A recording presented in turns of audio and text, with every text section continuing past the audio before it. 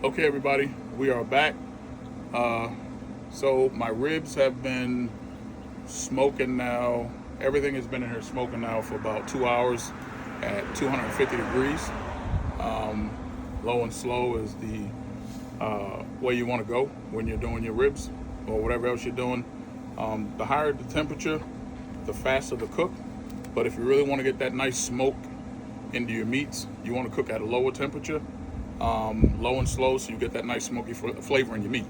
So right now we've been doing this for 2 hours. What I'm ready to do is I'm ready to take the pork ribs off and the St. Louis style pork ribs and the slab of beef ribs. I'm also going to take them off the smoker and we'll get ready to wrap them. I'll show you the process here so we can go through it step by step together. I do have on my disposable barbecue pit gloves and also the heat resistant gloves underneath them so my hands don't get burned. So make sure you're using some sort of heat resistant gloves so you don't have any issues trying to get your meat off your smoker. All right, here we go. Open it up. So you're getting a nice look at everything that's going on inside. Now I have let this lid close and I have not touched anything. So we're actually getting a nice smoke.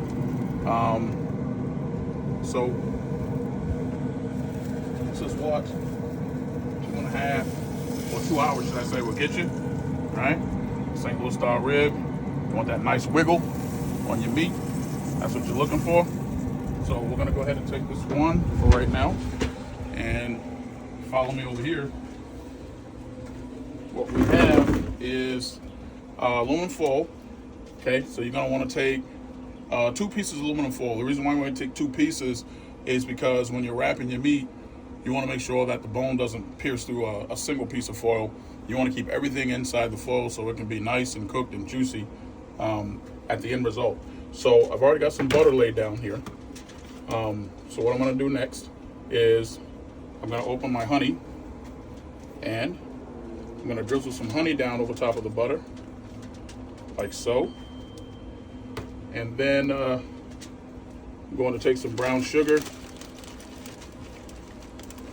and sprinkle some brown sugar right on top of the butter and the honey, just like so.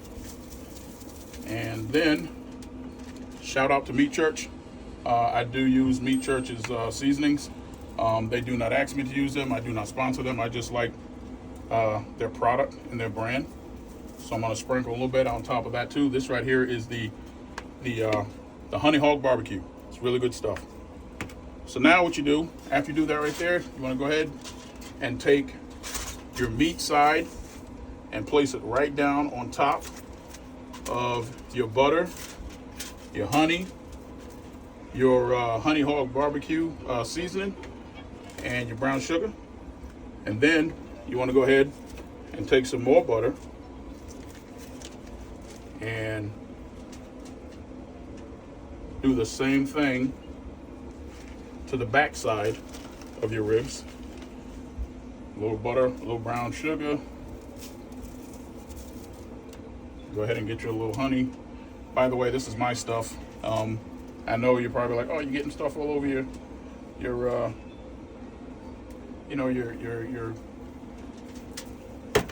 honey and your rub, but this is my stuff. I mean, it's not gonna do nothing but go in the trash and I get rid of it anyway. But anyway, so after you take these steps right here, just sprinkle a little bit more. You can use whatever kind of seasonings you want on this. It's totally up to you, whatever your preference is. After that,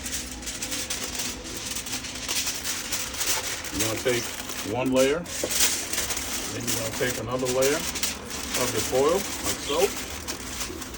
You're gonna take your ends, and you're gonna pull them in like this. You're gonna take your other side of ends here, and you're gonna pull them in, like so. I'm gonna get a good wrap, just like that. And voila. Got yourself a nice little covering. So now what we do is we go ahead and take this back over to smoker. Go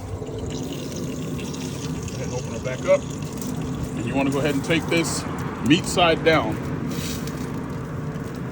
set it back in the smoker, and we're gonna let it go for about another hour and a half.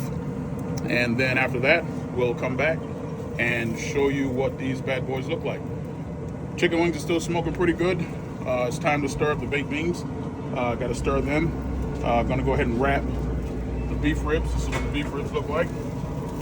Give you a look at the beef rib right here, looking nice and juicy. You can tell it's looking the way it needs to look because the bones are protruding out of the meat, which is a good sign. It means that they're cooking well.